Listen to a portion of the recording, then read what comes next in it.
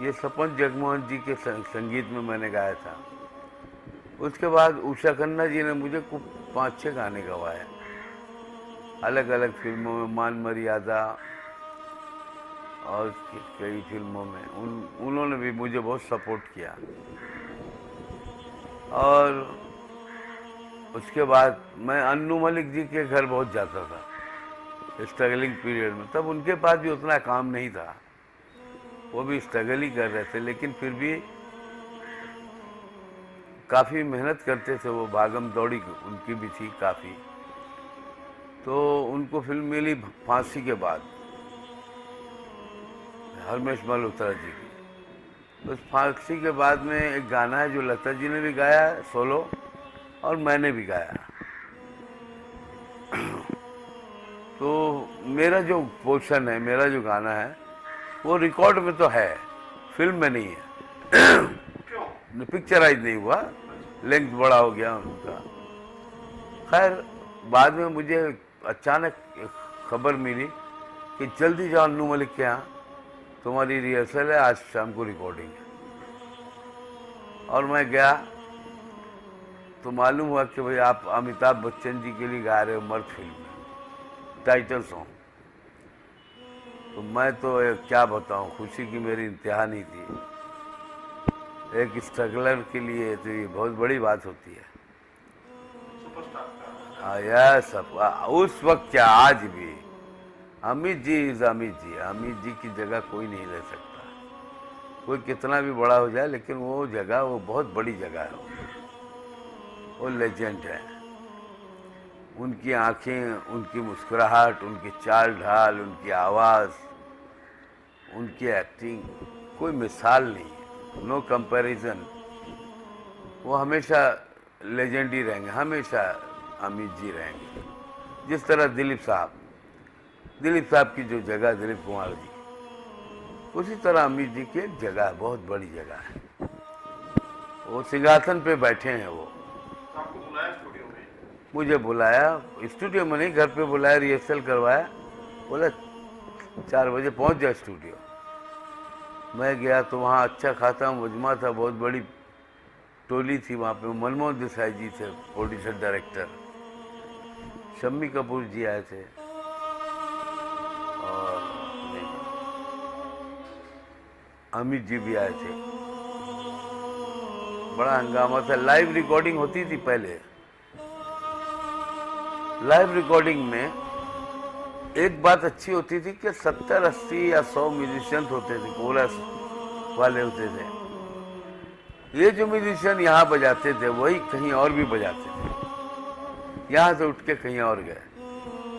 तो बहुत पब्लिसिटी होती थी कि आज की रिकॉर्डिंग में फला आदमी ने एक गाना गाया जो बहुत अच्छा गाया। इस तरह प्रचार होते होते मुझे आगे भी काम मिलने लगा। जी, मर्द टांगे वाला टाइटल सॉन्ग। क्या थी उसकी लाइन? मर्द टांगे वाला मैं हूँ, मर्द टांगे वाला है, मर्द टांगे वाला मैं हूँ, मर्द टांगे वाला। मुझे दुश्मन क्या मारेगा, मेरा दोस्त है ऊपर वाला। इतना बड़ा ब्रेक मिला इस गाने से आप कि निकल पड़ी कंपनी में भी कहा जाता है जी, उसका कितना बड़ा एक्सपोजर मिला ब्रेक के बाद? बहुत बड़ा, इतना बड़ा कि वहाँ से काम शुरू हो गया मेरा। फिर बप्पी दा ने बुलाया, आशा जी के साथ गवाया गिरफ्तार पिक्चर में।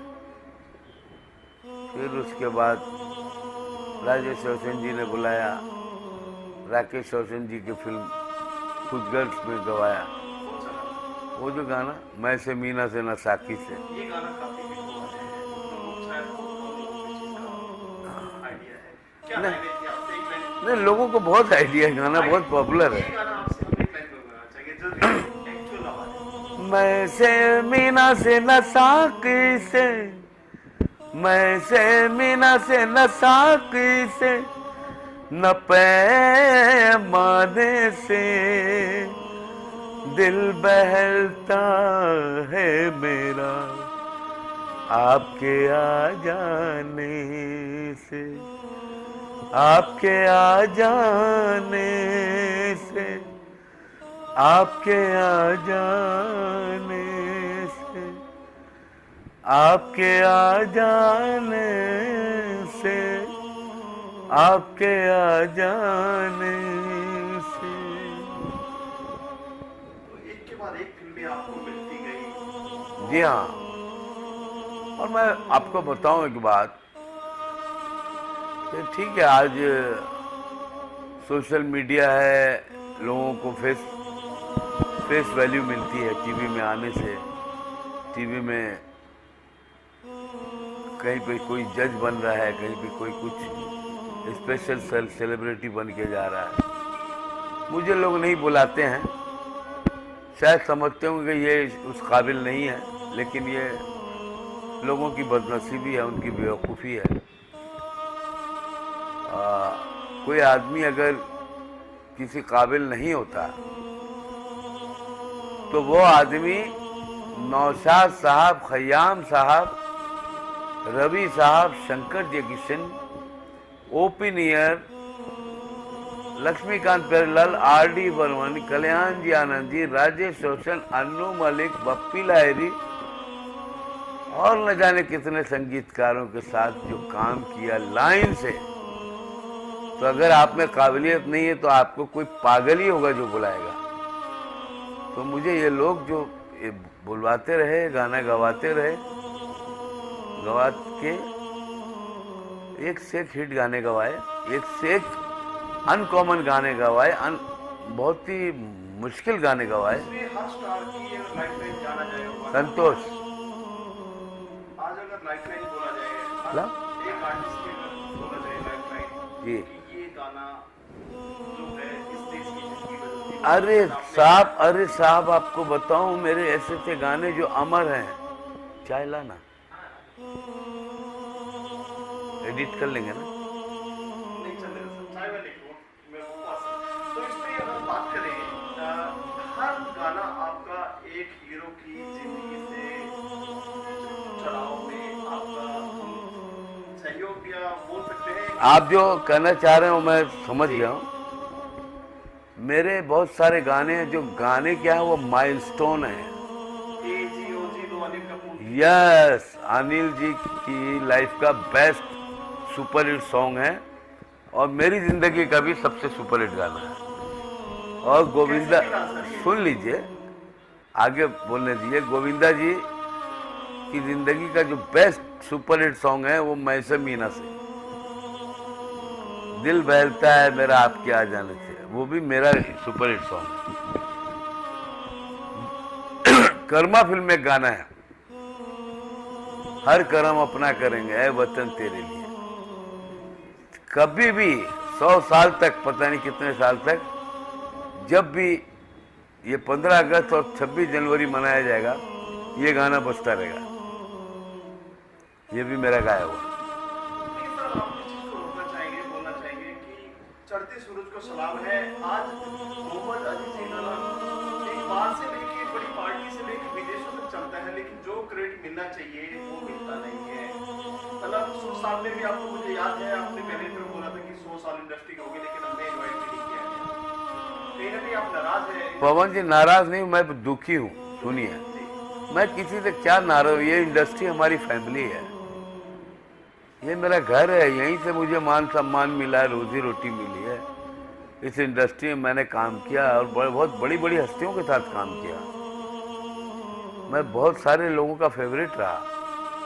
चढ़ते सूरज को सलाम करते हैं जो कहा जाता है ना, तो ये चढ़ता हुआ सूरज डूबा कैसे, ये आज तक इस सूरज को मालूम नहीं। बहुत ताज्जुब की बात है कि खुदा गवाह का म्यूजिक सुपर हिट हुआ। ये खुदा गवाह, तो इसका म्यूजिक सुपर हिट हुआ, फिल्म चली, गाने हिट हुए, मोहम्मद अजीज घर पे बैठ गया। 100 साल जो प्रोग्राम होता है टीवी पे हुआ, मिलेनियम शो और क्या क्या हुआ, तो 80 और 90 के दशक का इंतजार कर रहा था मैं टीवी के सामने बैठ के, सोच रहा था कि अब मेरा नाम तो जरूर बुलाएगा भाई, क्योंकि 80 के दशक में बेइंतहा हिट गाने मेरे बजे हैं।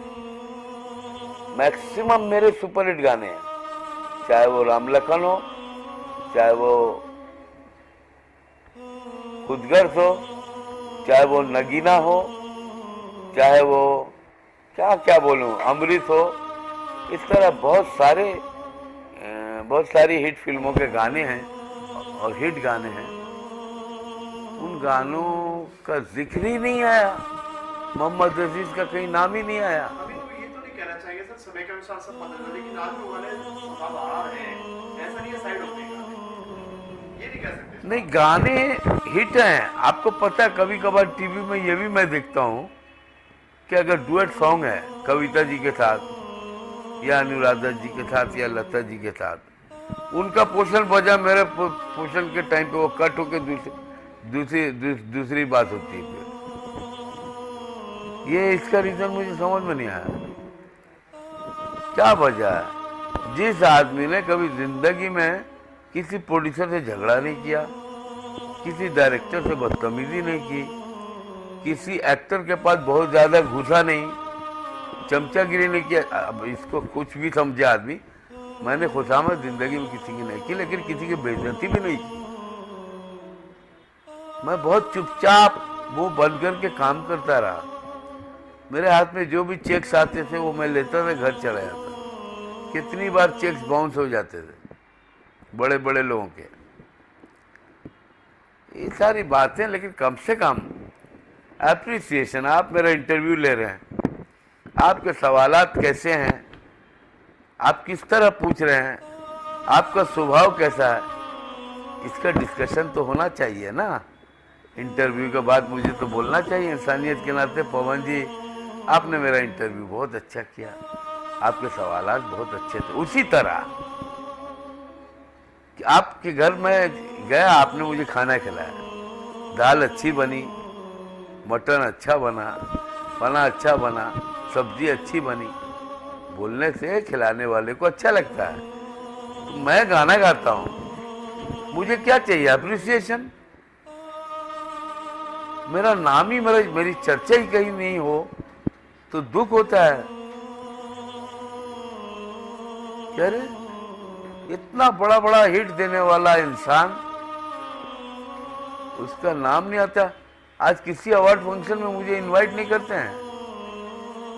इतने बड़े बड़े अवार्ड फंक्शन होते हैं, मैं एक लेमैन की तरह घर पे बैठ के टीवी में देखता हूँ। मेरी क्या कमजोरी भैया, मुझे नहीं मालूम। मुझे इसलिए नहीं बुलाते कि सारा क्रेडिट मोहम्मद जी को जाएगा या फिर कल को खड़े हो जाए गाने की रॉयल्टी मुझे, तो ऐसा तो नहीं है। अरे नहीं यार, रॉयल्टी क्या, पैसे को मैंने कभी जिंदगी में अहमियत ही नहीं। सोचते हो इस चीज को शायद। ऐसे कितने समझेंगे। मुझे देखिए, सब लोग जानते हैं मुझे इंडस्ट्री में जिन्होंने कम से कम 25 साल, आज से 25 साल 30 साल पहले भी काम किया होगा, वो तो मुझे जानते ही हैं कि मैं कैसा, मैं एक सीधा साधा सच्चा इंसान हूँ। मैं फकीर आदमी हूँ, सच्चा कलाकार हूँ। मैं बड़ों को इज्जत देने वाला, छोटों को प्यार देने वाला, गुणी लोगों को अप्रिशिएट करने वाला इंसान हूँ। कभी सर आपको अनिल कपूर की तरफ से, अमिताभ बच्चन के साथ की तरफ से कॉल आया कि खुदा गवाह काफी हुई है, या जो भी फिल्में हैं अभी, कभी आप पसंद मिले? नहीं, मेरे तो 10 साल की बात करें। आपको बताऊं, मेरे जितने भी एक्टर्स हैं, जिनके मैं गुणगान करता हूँ, जिनको मैं प्यार करता हूँ,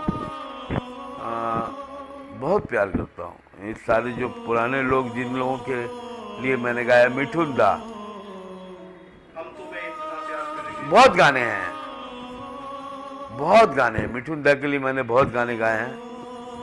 मैंने ऋषि कपूर जी के लिए बहुत गाने गाए हैं, सनी देओल के लिए बहुत गाए हैं। कौन सा गाना है? अरे बहुत। एक गाना प्लीज। आजकल याद कुछ और रहता नहीं, एक बस आपकी याद आने के बाद। याद आने से पहले चले आइए और फिर जाइए जान जाने के बाद। मैंने सबके लिए गाया है। मुझे तो ऐसा लगता है कि वो मुझे पहचानते ही नहीं है, जितने भी एक्टर्स हैं ये लोग मुझे कोई नहीं पहचानते। चढ़ते सूरज को सलाम। हाँ, ये आज सुनिए, गाने जो है आप सुनिए, शम्मी कपूर जी के ज़माने में रफ़ी साहब गाने गाते थे उनका, तो शम्मी जी जब तक जिंदा रहे रफ़ी साहब का नाम लेते रहे कि क्या गाने गाए, वाह वाह वाह। तो रफ़ी साहब का, किशोर दा का, मुकेश जी का, सबका जिक्र होता है। मोहम्मद दीदी ने भी बहुत हिट गाने गाए हैं उन्हीं कलाकारों के लिए। कभी कोई जिक्र नहीं करता है, कभी कोई बात नहीं करता है। आपके नाम से रोजी रोटी चलती है इंडस्ट्री की, जहाँ भी पुराने गाने गाए जाते हैं आपके 50% गाने आपके होते हैं। तो इसको देश का दुर्भाग्य कहेंगे या फिर टैलेंट की कदर खत्म करते जा रहे हैं, या देश गर्व पे डूबता हुआ जा रहा है। आज जो पुराने बाहर से विदेशी गाने आते हैं उनको सुना जाता है, उनको हिट पड़ा देना, और आप पे मिलियन व्यू हो जाते हैं। क्या कहना चाहेंगे इसके बारे में? वो तो अभी सोशल, मैंने कहा ना, नेटवर्क का ज़माना है, इलेक्ट्रॉनिक मीडिया का। तो आज तो जो इंडस्ट्री में नहीं भी है वो भी कोई गाना गा के यूट्यूब में डाल देता है, उसके भी बहुत सारे व्यूअर्स हो जाते हैं। आजकल पॉपुलर होना बहुत आसान है। आपके टाइम का कोई स्ट्रगल का वाकया बताइए, क्योंकि आज आपने बताया आपके पॉपुलर होना आसान है, घर बैठे बैठे आदमी बाहर नहीं भी जाए तो भी पॉपुलर हो जाता है, उसमें आपको घूमना पड़ता था। कोई ऐसा वाकया बताइए अपने स्ट्रगल की तरह का। बहुत सारे वाकया हैं, मैं वाकयात हैं। एक वाकया सर अपना शेयर करेंगे हमारे साथ, बहुत कम इंटरव्यूज आपके मिलते हैं। नहीं, लक्ष्मी जी के साथ एक वाकया था, वो तो मैंने बहुत बार कह दिया है बहुत जगह। अब मैं थोड़ा सा अलग बोल रहा हूँ। मैं आर.डी. बर्मन साहब के पास गया था गाना सुनाने के लिए। तो बर्मन साहब के यहाँ माइक लगा हुआ है म्यूजिक रूम में, तो उन्होंने कहा सुनाओ कुछ। तो मैंने उनको सुनाया उनके पिताजी का गाना तेरे मेरे सपने अब एक रंग, सुनाया। ठीक है, तो मुझे कहते थोड़ा उच्चारण सही कर लो। तो मैं उनकी शक्ल देखने लगा और मुझे अंदर अंदर बहुत हंसी आई कि मैं एक प्योरली उर्दू मीडियम का आदमी, और उर्दू, अरबी, फारसी ये सब मैं पढ़ चुका हूँ। मेरी ज़बान, मेरी तलफ़ुज़ पे कोई इतराज़ करे मुझे अजीब सा लगा। खैर, बहुत बड़े आदमी हैं, मैं चुप से चला आया। बाद में मैंने सोचा मेरा तो पत्ता कट गया, अब तो ये मुझे गंवाएंगे। खैर, जब मेरा थोड़ा सा काम का चलने लगा, मैं पहली बार जब आशा जी के साथ गा रहा था बप्पीदा के म्यूजिक में, तो आशा जी को बहुत अच्छा लगा, मेरी आवाज़ अच्छी लगी। बड़ी महान औरत है, मैं तो यही कहूँगा, मेरे लिए उन्होंने बहुत बड़ा काम किया था। उन्होंने मुझे कहा बाहर एक फिएट खड़ी है, तुम रिकॉर्डिंग के बाद उसमें जाके बैठ जाना। मैंने बोला ठीक है, मैं समझा नहीं क्या बात है। खैर, गाना हो गया, तो मैं वहाँ गाड़ी के पास खड़ा था, तो आशा जी उतर के आई, आके बोली बैठो, मैं तुमको पंचम साहब से मिलवाती हूँ। मुझे बहुत अच्छा लगा, लेकिन मैं तो उनको सुना चुका था गाना, तो मुझे लगा पता नहीं फिर मुझे वापस आना पड़ेगा। तो मैंने कहा दीदी खैर आप जाइए, मैं अभी 20 मिनट में आता हूँ, रास्ते में मेरा कुछ काम है। मुझे म्यूजिक रूम मालूम है पंचम जगह, मैं वहाँ जाऊँगा। खैर, मैं पहुँच गया थोड़ी देर के बाद। तो आशा जी ने, पंचम दा ने मुझे देखा, तो आशा जी ने बोला मैंने इनको बुलाया है, अभी इसने मेरे साथ गाना गाया है, तो मुझे इसने बहुत याद दिलाया रफ़ी साहब की। मुझे ऐसा लग रहा था रफ़ी साहब मेरे साथ गा रहे खड़े थे, तुम इनको गवाओ। तो उन्होंने कहा मैंने तो इसको सुना है। नहीं, तुमने क्या सुना नहीं सुना मुझे नहीं मालूम, बस मैं इतना कहती हूँ इसको गाना गवाओ, आपको गाना गवाना पड़ेगा, ये बहुत अच्छा गाता है। तो मैं बहुत इमोशनल हो गया अंदर से कि उनको क्या ज़रूरत थी, लेकिन देखो ये उनका बड़ापन है कि उनको इतना अच्छा लगा और उन्होंने अपना मुझे कहा कि मैं घर जाने वाली थी लेकिन मैं तुम्हारे लिए यहाँ रुक गई, और रुक के पंचम दा को रिकमेंड किया। फिर 6-7 दिन के बाद पंचम दा ने मुझे बुलाया कि ये पिक्चर बन रही है, 3D पिक्चर बन रही है, शिवा का इंसाफ। उसमें 4-5 गाने से पंचम दा ने मुझे वो गाना गवाया।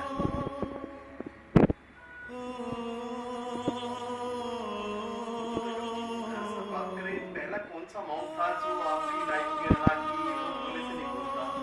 वो वाकया क्या था जो एक अमाउंट, पहला अमाउंट जो एक मोहम्मद अजीज को एक पहचान बनी, एक हीरो बन गए मोहम्मद अजीज ऑटोग्राफ में? जब जाने लगे कहीं भी भीड़ में पहचाना, अरे मोहम्मद अजीज साहब जा रहे हैं, उस टाइम ऑटोग्राफ का जमाना था, सेल्फी का जमाना नहीं था। वो क्या था सर वाकया?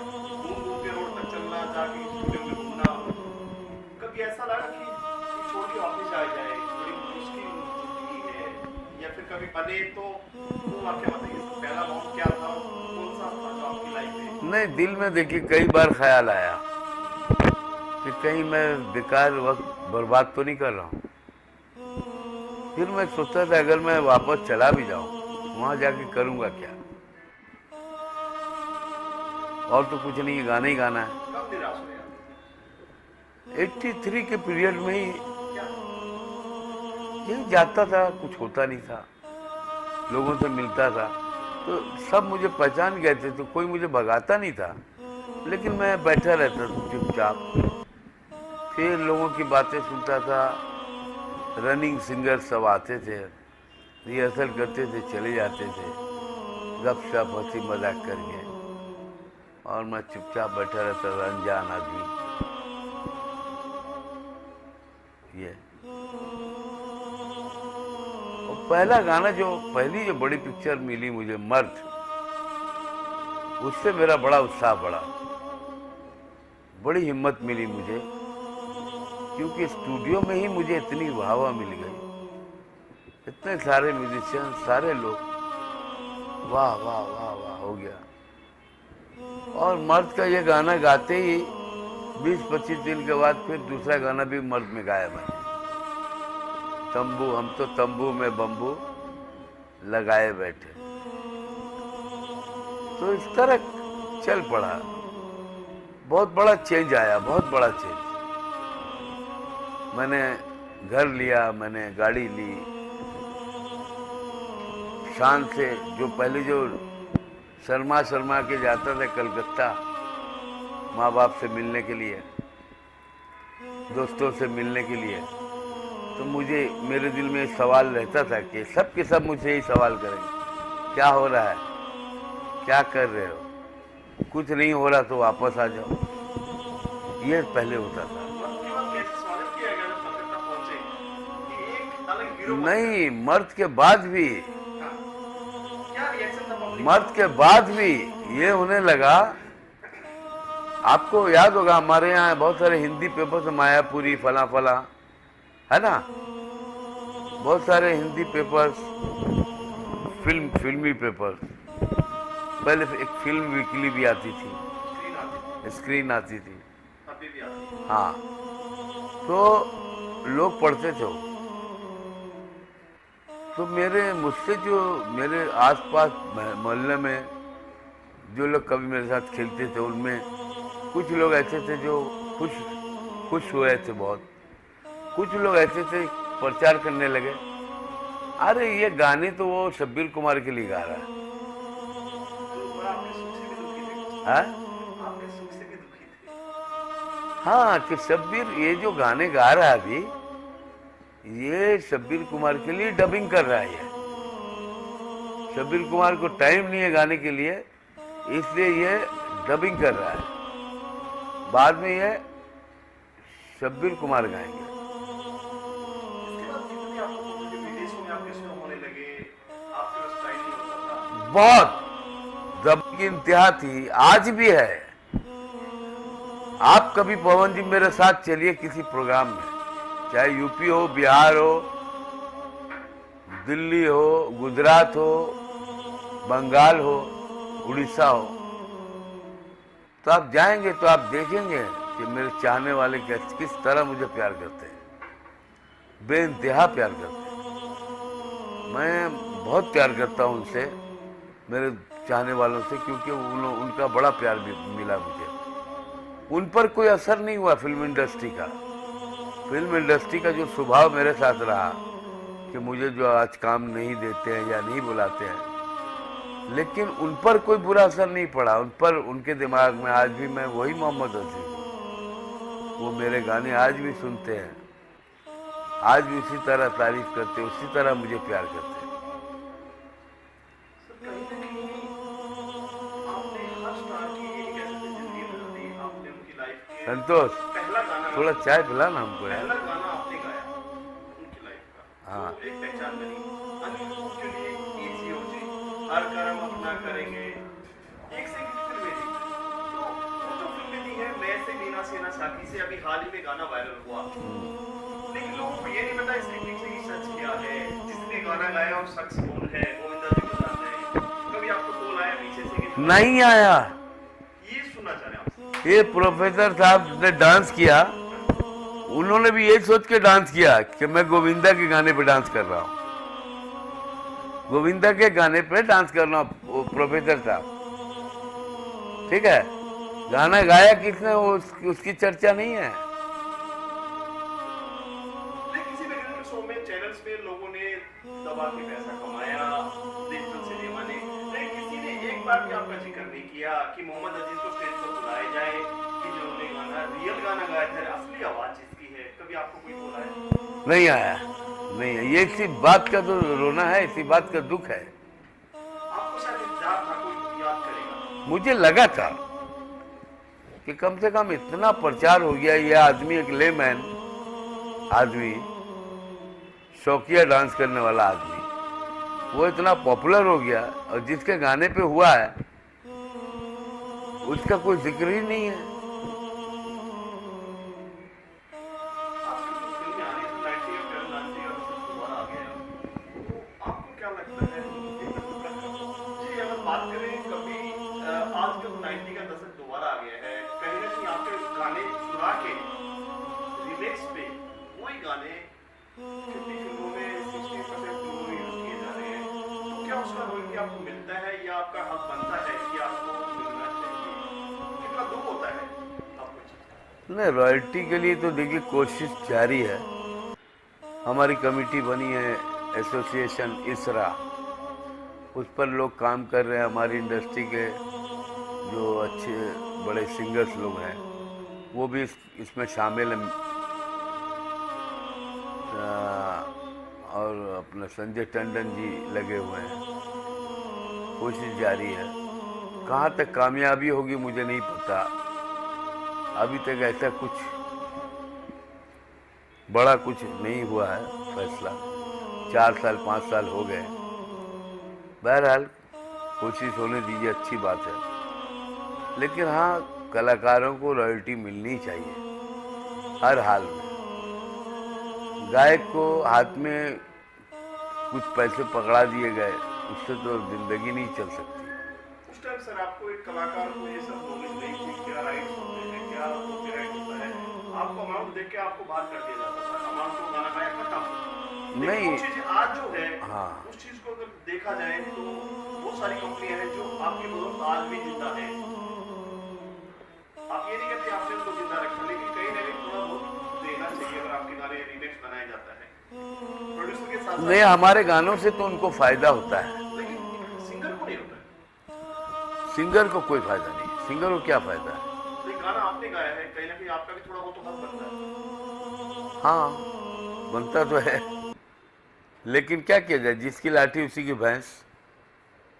ये जो हमारे बुजुर्गों ने कहावत बनाई है, जिसकी लाठी उसी की भैंस, तो वही है।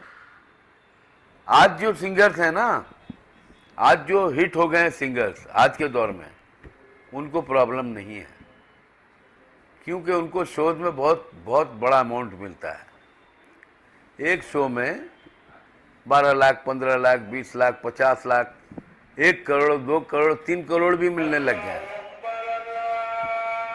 सर बात करें कुछ आपके साथी, स्ट्रगल के दोस्त या कुछ भी कह सकते हैं, आपके पास माशाल्लाह घर है, परिवार सब कुछ है, गाड़ी है, एक अच्छा बड़ा फ्लैट है, लेकिन कुछ ऐसे लोग हैं जो इतना सब कुछ होकर भी जिन्होंने इंडस्ट्री को बहुत कुछ योगदान दिया है। हम ये नहीं कह सकते कि रोड के ऊपर है, लेकिन जो जिंदगी होनी चाहिए वो नहीं है। एक जो रुतबा मिलना चाहिए, एक गाना, बड़ा गाना कोई गाता है तो उसको, वो हम नहीं कहते उसको बड़ा बड़ा घर होना चाहिए, गाड़ी हो, लेकिन उसको जो मिलना चाहिए, उसको आदर सम्मान या उसको थोड़ा बहुत तो काम मिलना चाहिए। सर क्या कहेंगे, कितने सारे लोग हैं? हैं, बहुत सारे लोग हैं। कौन कौन आपकी नजर में, क्या लगता है? ये आप ही बता सकते इतने हिट गाने गाने के बाद भी अब वो चर्चे में नहीं है। हैं। कौन है आपकी नजर में? मैं इतना ही कहूँगा, ऐसा नहीं है कि वो कोई भूखमरी की जिंदगी गुजार रहा है, भुखमरी की नहीं है, लेकिन चल रहा है। देखिए, चल रहा है, सबका चल रहा है। कुछ लोगों ने ठीक ठाक कर लिया अपना, कुछ लोग नहीं कर पाए। उनमें जैसे हमारे शैलेंद्र सिंह जी हैं, मनहर भाई हैं, वैसे खुशहाल हैं वो लोग, लेकिन जो जिस तरह होना चाहिए इतने हिट गाने गाए उन लोगों ने। हमारे शब्बीर कुमार साहब हैं, अनवर भाई हैं, और भी क्या है, बैकग्राउंड क्या है, कुछ नहीं है। प्रोग्राम कर रहे हैं, बीच बीच में प्रोग्राम होते हैं, शोज करते हैं, हम भी वही कर रहे हैं। गाने खत्म हो गए इंडस्ट्री से सर, बाहर उसी गानों को रिमिक्स किया जाता है।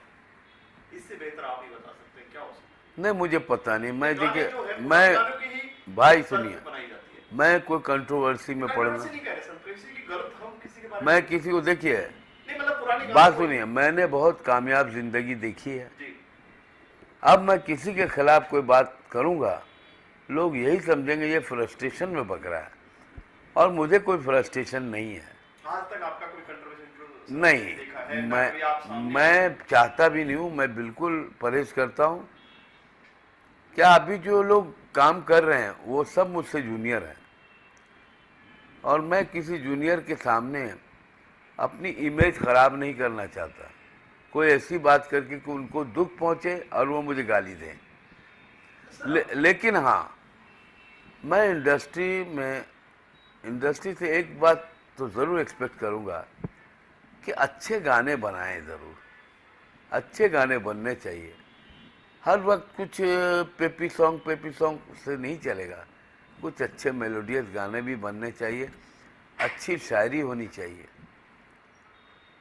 मैं ये नहीं बोलता हूँ कि आप एकदम पुराने अंदाज का कुछ बनाएं, आप जिस ज़माने के, आप उसी ज़माने में रह के अच्छा कुछ बनाइए जो सुनने को अच्छा लगे।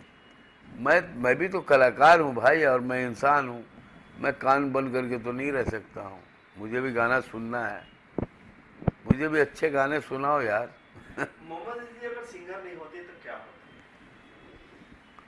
वो तो मुझे जानबूझकर इस फील्ड में आए या आपको? नहीं, मैं बचपन से ही, मुझे बहुत ही ये शौक था, मैं दूसरा कुछ जानता ही नहीं सिवाय गाने के। मैं बचपन से संगीत प्रेमी हूँ, मैं संगीत में ही डूबा हुआ हूँ, मुझे दूसरा कुछ पता नहीं। मैंने दूसरा काम किया नहीं, दूसरा काम सोचा नहीं। मुझे 1-2 बार नौकरी लगी भी, लेकिन वो भी गाने के ज़रिए ही मिली थी कि यार गाना कब तक गाओगे, एक दिन तो रिटायर हो जाओगे, बूढ़े हो जाओगे। तो नौकरी मिली थी मुझे, मैंने नहीं किया। तो अगर मैं नौकरी करता तो मैं आज से 5 साल पहले रिटायर हो जाता। लेकिन अभी तक मैं रिटायर नहीं हुआ हूँ, क्योंकि मैं गाने गाता हूँ। गाने वाला आदमी रिटायर जल्दी नहीं होता है। अपना आइडल किसको मानते हैं? बचपन से घर में माहौल ऐसा था, ये गाने सुन सुन के बड़े हुए? मोहम्मद रफ़ी साहब। कब से? बचपन से। छुप छुप के गाना सुनना? छुप छुप के क्यों, गाना तो खुलेआम सुनते थे। उस टाइम सिर्फ रेडियो होता था। Radio radio. रफ़ी साहब। कभी डांट पड़ी घर पे? हाँ, पढ़ाई लिखाई करो, क्या है पागलपन, ये तो चलते ही रहता था। ठीक है, पढ़ाई लिखाई करो, इसमें कुछ नहीं रखा है, तो सब तो था। एक मोहम्मद अजीज का दिल के करीब काफी गाना है, एक दर्द भरा गाना आपसे सुनना चाहेंगे। किसका? अपना मोहम्मद रफी साहब। अरे उनका गाना मैं नहीं गा सकता हूँ भाई। एक गाना आप डेडिकेट करेंगे? उनका गाना कोई नहीं गा सकता, सब लोग गाते हैं, सब नकल करते हैं। मोहम्मद अजीज जी से गवाना चाह रहे हैं एक दर्शकों के लिए। दिन ढल जाए हाय, रात न जाए, दिन ढल जाए हाय, रात न जाए, तू तो ना आए, तेरी याद सताए, दिन ढल जाए। कितना मौका मिला सर आपको काम करने का रफी साहब के साथ? नहीं, कुछ भी नहीं? मैं उनसे मिला हूँ। पर गाने गाने का कुछ साथ में? नहीं, मैं उनसे मिला हूँ 2 बार। लेकिन मन के मन में रह लिया? नहीं, बात कर दो, उनको देख लिया बस। कहीं ना कहीं था कि गाना साथ में? नहीं, अरे उनको देख लिया बहुत। कोई ऐसा गाना है सर जो आपको लगा कि मैंने आज तक ये गाना अभी बाकी है, मुझे गाना है? कोई ऐसी जैसे आपकी ख्वाहिश होती है मुझे ये बनना है, कोई भी ऐसा? नहीं, आपको मैं शॉर्टकट में एक बात बताऊं, जब मुझे लगा कि अब मैं बहुत अच्छा गाने लगा हूं, पहले से बेहतर, तब तक मार्केट चल खत्म हो गई मेरी। तब तक मुझे घर पे बिठा दिया गया, मतलब मैं बैठ गया। तब तक मुझे लगा था कि अरे अब तो मैं इम्प्रूव कर रहा हूँ, अब मैं अच्छा गा रहा हूँ। लेकिन दर्शकों को क्या मैसेज देना चाहेंगे आपकी? दर्शकों से तो मुझे कोई शिकायत नहीं है। दर्शक जो हैं वो मेरे अपने हैं, मुझे बहुत प्यार करते हैं, आज भी बहुत प्यार करते हैं, और उनका बड़ा आशीर्वाद मिला, बहुत प्यार मिला। और ये जो अभी नवरात्रि चल रही है और अभी जो दिवाली आने वाली है, मैं फिर वापस कहूँगा कि हम सब की ज़िंदगी में ये दिवाली और ये नवरात्रि जैसी खूबसूरत जो फेस्टिवल्स है हमारी ज़िंदगी में, सबकी ज़िंदगी में रहे। मेल मोहब्बत से रहें, प्यार मोहब्बत से रहें, खुश रहें।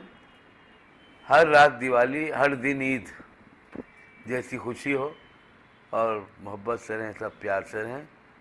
और यहाँ पे कोई